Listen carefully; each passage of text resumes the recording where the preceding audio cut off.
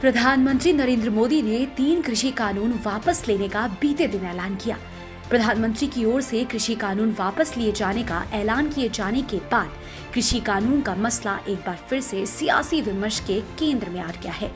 कांग्रेस ने इस फैसले का स्वागत जरूर किया है, लेकिन एक बार फिर से सरकार के सामने कुछ और मुद्दे रख प्रधानमंत्री पर निशाना साध रही है। कांग्रेस के महासचिव प्रियंका गांधी वाड्रा आगामी उत्तर प्रदेश चुनाव को लेकर काफी सक्रिय हैं।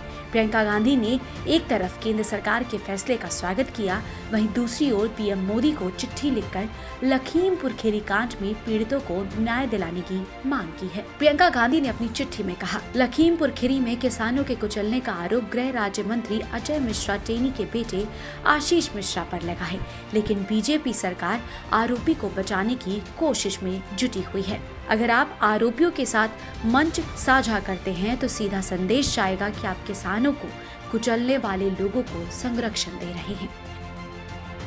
कल देशवासियों को संबोधित करते हुए आपने कहा कि सच्चे मन और पवित्र हृदय से किसानों के हित को देखते हुए कृषि कानूनों को वापस लेने का अभूतपूर्व निर्णय लिया गया है।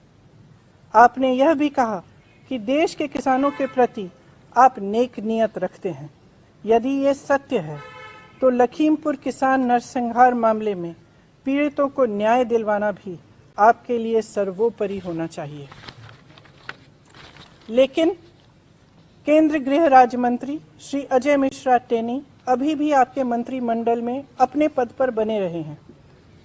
यदि आप इस कॉन्फ्रेंस में आरोपी के पिता के साथ मंच साझा करते हैं तो पीड़ित परिवारों को स्पष्ट संदेश जाएगा कि आप अभी भी कातिलों का संरक्षण करने वालों के साथ खड़े हैं। यह किसान सत्याग्रह में शहीद 700 से अधिक किसानों का घोर अपमान होगा।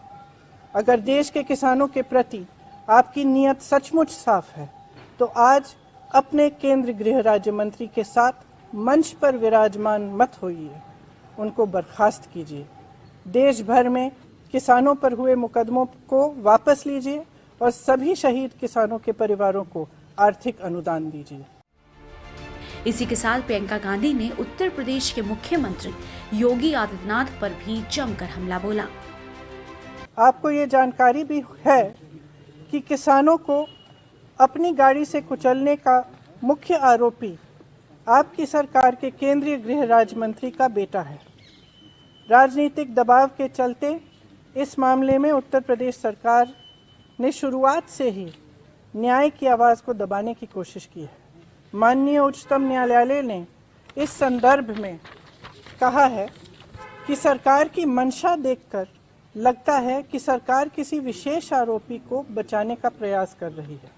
देश की कानून व्यवस्था के जिम्मेदार गृह मंत्री श्री अमित शाह जी एवं उत्तर प्रदेश के मुख्यमंत्री श्री योगी आदित्यनाथ जी आपके उसी मंत्री के साथ मंच साझा करते हैं। इससे पहले शुक्रवार को पीएम द्वारा कृषि कानून वापस करने की घोषणा के बाद प्रियंका गांधी ने मोदी सरकार पर तंज कसा था।